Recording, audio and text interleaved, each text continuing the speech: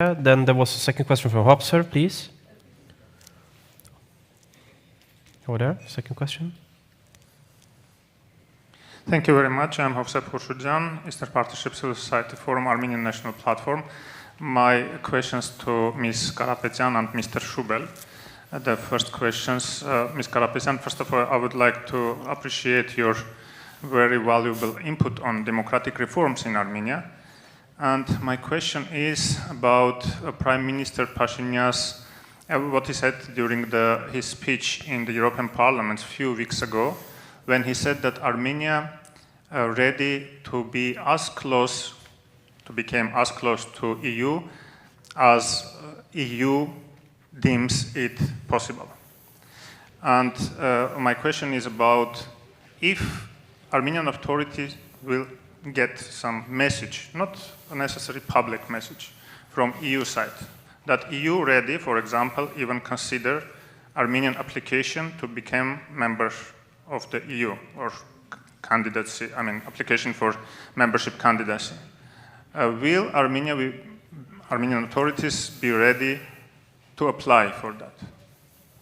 And your personal opinion and your opinion about the authorities' readiness on this. And the question to Mr. Shubel, and again, first of all, Mr. Shubel, I would like to thank you for your valuable input and participation in the Armenian Europe conference, which took place a few days ago in Brussels. And my question, like continuation of question to Ms. Karapetyan, do you see possible from EU side to consider such application if Armenia will apply? Do you see potential of Armenian democracy now, and also maybe the security circumstances for such step from Armenia side and answer from EU side? Thank you. Thank you so much, Hovsep. Armenia, well, frankly, I don't know whether ever I will say it nevertheless, even though there's a lot of cameras and everything. When I came back from Moldova, where I was ambassador from 2009 to 2013, in my first day at work in my capacity as then head of division for the Eastern Partnership countries in the European External Action Service, the first message that I received in Outlook, once I opened my computer, freshly installed, was a photo of Mr. Sargsyan with Mr. Putin on the 2nd of September or 3rd of September 2013, which was underlined, Armenia can no longer sign the association agreement. So that was my first day in office after coming back, so it was a precursor of what was going to expect me with Ukraine, and other things. So obviously there was a period, as you know, of reflection also inside the European Union before we went on to propose a new agreement, which we now have, which I had the pleasure to negotiate as well, SEPA. I think it's a very good agreement. It's a very ambitious agreement. There's, of course, no DCFTA component in, but in the current moment of reflection, where we also reflect what we can do more for Armenia, I think the agreement is one part where we say what can we do more in this context. And that, of course, goes into the direction of an association agreement which we had originally in mind. So Armenia was on the same page as Moldova, Ukraine, and Georgia was back in 2013. So there's no reason why Armenia cannot come back to such state if there is a wish in Armenia, in the government.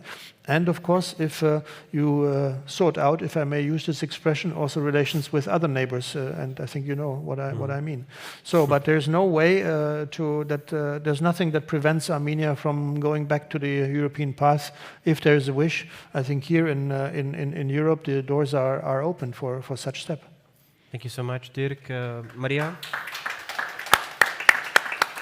If you can pick up the question about the political leadership and the willingness really of the Armenian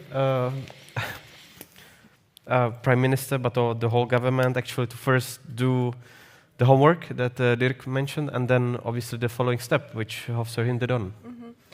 I want to thank Hovsep for the quotation of the Prime Minister's position in the European Parliament and the question. The direct answer to your hypothetical question is yes.